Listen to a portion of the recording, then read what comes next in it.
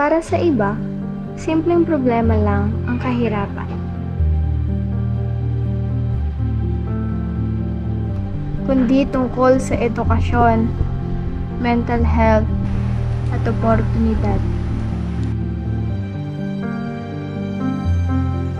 At sa likod ng bawat mahirap na tao, may kwentong pilit nilang nilalabanan araw-araw.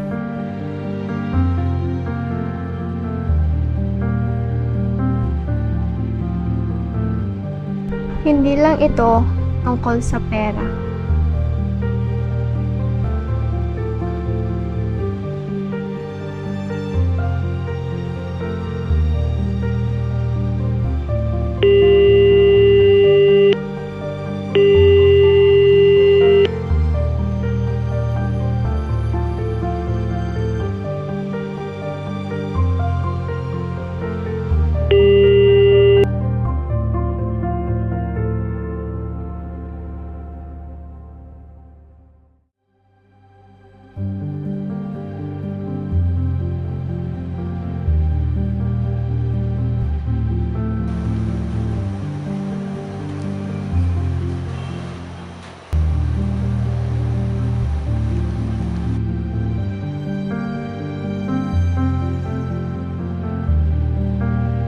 Good morning, class. Kindly pass your project.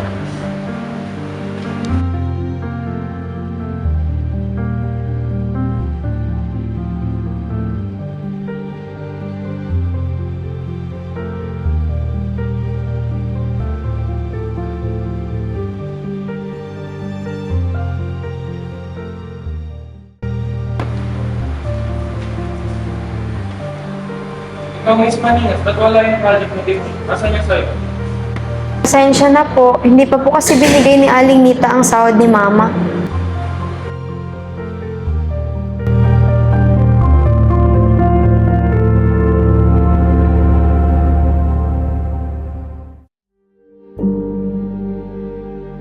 Maalam mo, bilib na bilib sa akin yung mga kaklase ko at professor ko kasi ako yung pinakamataas na nakuha sa score.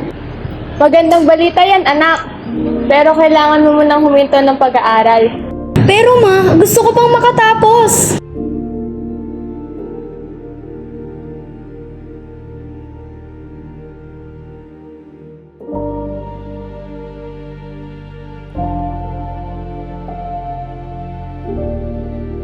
Maraming estudyante ang hindi nakakapag-aral dahil lang sa kakulangan ng pera.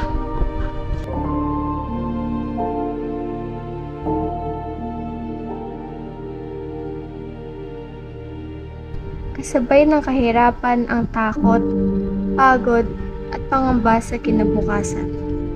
Miss Maningas, pasensya na po hindi kayo qualified. Ay, hirap sila kasi tamad sila. Pero ang totoo, hindi tamad ang mahihirap. Sila ang ilan sa pinakamasisipag.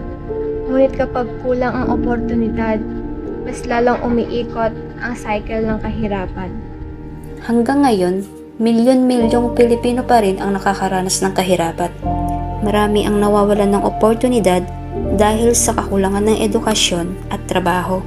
At mas lumalala ito dahil sa kalamidad, mataas na presyo ng bilihin at hindi pantay na oportunidad.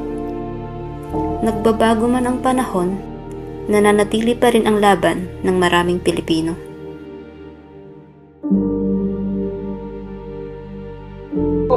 Miss Maningas, nandiyan ka pala. Sakto may i-offer sana akong scholarship sa'yo para makatulong.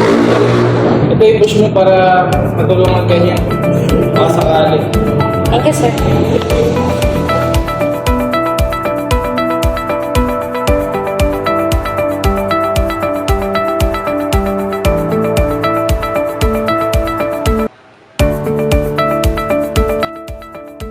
Minsan, isang tulong lang, pero isang malaking oportunidad. At ang isang taong naniniwala ay kayang magbago ng buhay.